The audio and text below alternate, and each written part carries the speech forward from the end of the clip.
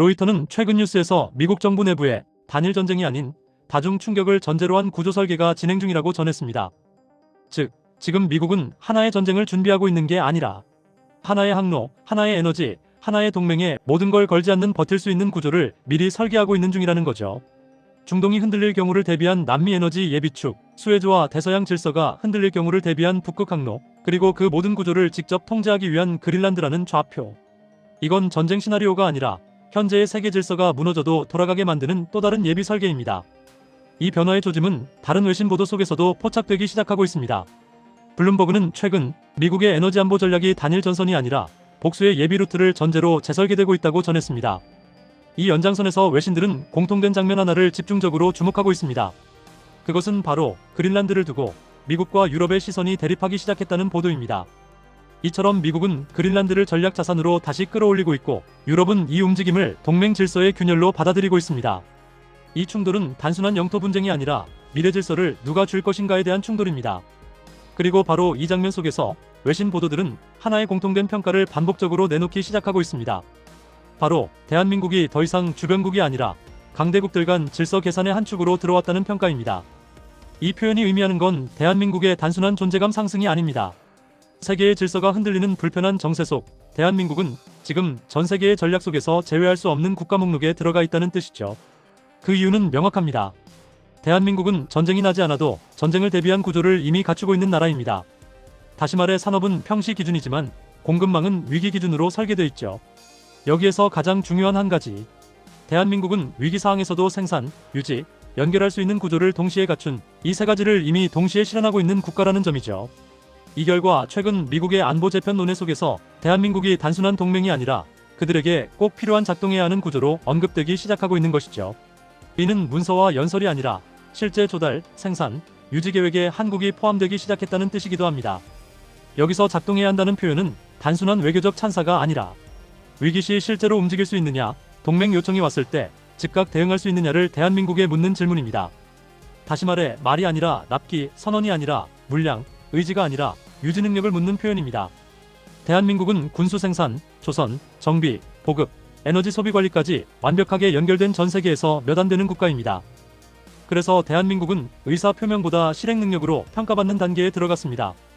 지금 세계는 전쟁 국면이 아니라 질서가 다시 설계되는 국면에 들어와 있습니다. 그리고 이 설계 과정에서 대한민국은 대립관계에 돌입한 여러 국가들에게 이미 호출되고 있습니다.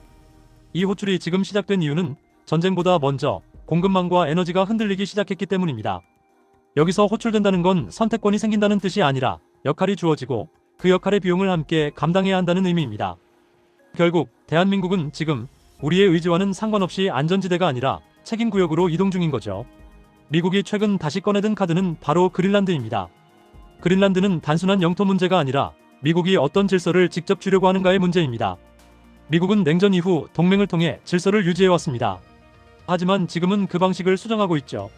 그래서 미국은 지금 모든 동맹을 관리하는 대신 질서의 핵심 좌표를 직접 통제하는 방식으로 이동하고 있습니다. 그린란드는 그 좌표 중 하나입니다. 그린란드는 땅이 아니라 세계 질서의 흐름이 통과하는 노드입니다. 그래서 그린란드는 점령의 대상이 아니라 질서를 연결하고 차단하는 스위치가 됩니다. 북극 항로, 미사일 조기 경보, 러시아 핵전력 감시, 중국의 극지 확장. 이 모든 계산이 그린란드 하나에 동시에 걸려 있습니다. 미국이 그린란드를 직접 관리하려는 이유는 단순합니다. 동맹은 항상 그들이 원하는 같은 속도로 움직이지 않는다는 걸 이미 경험했기 때문이지요. 미국의 이 변화는 현재 유럽을 흔들고 있습니다. 유럽은 그린란드 이슈를 통해 안보가 자동으로 보장되지 않을 수 있다는 현실을 처음으로 체감하고 있습니다. 나토는 여전히 존재합니다. 하지만 그들 상호 간 내부 신뢰 구조는 상충되는 이해관계로 인해 이전과는 많이 달라지고 있습니다. 영국과 나토는 최근 북극에서의 존재감 확대를 본격적으로 논의하고 있습니다. 이는 단순한 방어의 문제가 아니라 러시아와 중국이 동시에 움직이는 공간에서 질서를 계산할 수 있는 위치를 놓치지 않기 위한 계산인 것입니다. 결국 북극은 미래의 전장이 아니라 이미 경쟁이 시작된 현재의 공간이 되고 있습니다. 지금까지 유럽연합은 그들의 경제적 이득을 위해 연합 내에서 반복적으로 대한민국을 따돌리려 하는 움직임을 취해왔습니다. 하지만 러시아와의 군사적 긴장감이 고조됨에 따라 군사적으로 대한민국의 의지와는 상관없이 편입시키고자 하는 모순된 의도를 숨기지 않고 있지요. 그리고 이러한 유럽연합의 움직임은 대한민국과 직접 연결되고 있습니다. 북극 항로의 긴장은 대한민국의 물류 비용으로 돌아오고 보험료와 운임으로 반영되며 에너지 가격 변동과 제조업 원가의 불확실성으로 전이됩니다. 대한민국은 수출로 먹고 사는 국가입니다. 해상 물류와 에너지 가격은 곧바로 국가 경쟁력의 문제로 이어집니다. 북극에서의 긴장은 총성이 없어도 한국 경제를 압박할 수 있습니다. 대한민국은 북극에 군대를 보내지 않습니다. 하지만 북극에서 벌어지는 모든 결정의 결과를 경제로 감당해야 하는 구조적 위치에 있는 나라입니다. 그런데 여기에 또 하나의 균열이 더해지고 있습니다. 최근 외신들은 규범 기반 국제 질서가 약화되고 있다고 경고하고 있습니다. 과거에는 국제규범이 강대국의 행동을 제어하는 최소한의 장치였습니다. 하지만 지금은 강대국의 행동 비용이 눈에 띄게 낮아지고 있습니다. 규범이 약해질수록 질서를 만드는 힘은 규칙이 아니라 생산과 유지 능력으로 이동합니다. 이 변화는 중간 구조 국가에게 가장 큰 부담으로 작용합니다. 이에 따라 대한민국 역시 규범이라는 보호막에만 기대기 어려운 국면으로 들어가고 있죠. 규범이 흔들릴수록 스스로를 증명할 수 있는 국가만 살아남습니다.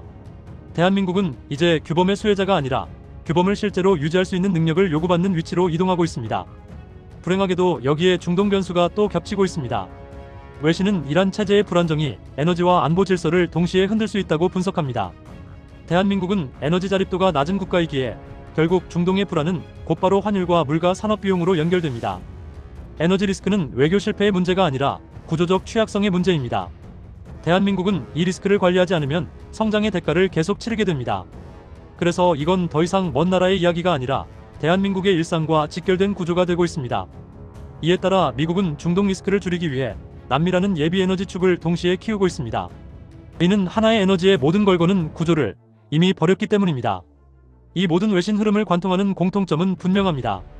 그것은 바로 동맹 중심 질서에서 역할 중심 질서로의 전환입니다. 과거에는 동맹이면 보호받았습니다. 하지만 지금은 역할이 있어야 호출됩니다.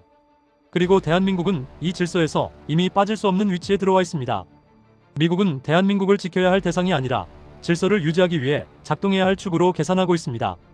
이건 위상이 올라갔다는 이야기이기도 하지만 동시에 선택의 비용이 커졌다는 의미이기도 합니다. 대한민국은 이제 중립으로 남을 수 없는 국가가 되어가고 있습니다. 그래서 대한민국은 그들에게서 계속 등장합니다. 그래서 대한민국은 그들에게서 계속 호출을 요구받고 있습니다. 반면 역할이 모호한 국가는 조용히 계산해서 제외됩니다. 이건 감정의 문제가 아니라 필요의 문제입니다. 외신이 지적한 초강대국 편승 국가들의 사례는 대한민국에게 분명한 경고를 줍니다. 편승은 단기적 안정을 주지만 장기적으로는 선택의 자유를 줄입니다. 대한민국은 그 길을 그대로 따를 수 없는 세계적 위치에 있습니다. 왜냐하면 대한민국은 이미 군사, 경제, 공급망, 에너지, 기술의 중심에 들어와 있기 때문입니다. 이 5가지를 동시에 감당할 수 있는 국가는 미국의 동맹 목록에서도 손에 꼽힙니다. 그래서 대한민국은 빠질 수 없는 국가가 되었고 그만큼 더 무거운 계산을 요구받고 있습니다. 이젠 대한민국은 강대국들의 선택지가 아니라 자율적인 계산 변수가 되어야 합니다. 대한민국의 외교 선택은 결국 국민의 생활 비용으로 번역됩니다. 환율, 전기요금, 물류비, 산업 경쟁력, 그리고 일자리로 돌아옵니다. 그래서 이 선택은 정치의 문제가 아니라 삶의 문제입니다. 이제 질문은 하나로 수렴됩니다. 질서의 핵심으로 들어갈 것인가, 아니면 중간에서 비용만 감당하는 국가로 남을 것인가. 이제 그린란드는 단순한 미국의 땅 이야기가 아닙니다. 북극은 단지 유럽만의 문제가 아닙니다. 중동은 먼 지역의 혼란이 아닙니다. 그렇기에 이 모든 사건은 대한민국을 기준으로 다시 해석되어야 하는 시점에 다다르고 있습니다. 선택은 피할 수 없습니다. 다만 그 선택의 속도와 깊이, 그리고 비용을 어디까지 감당할 것인지는 우리가 정해야 합니다. 그리고 이 선택의 비용은 단지 먼 나라의 뉴스가 아니라 다음 달 고지서에서 먼저 나타날지도 모릅니다. 이제 대한민국은 관망하는 국가가 아니라 선택의 결과를 먼저 맡게 되는 국가가 됐습니다.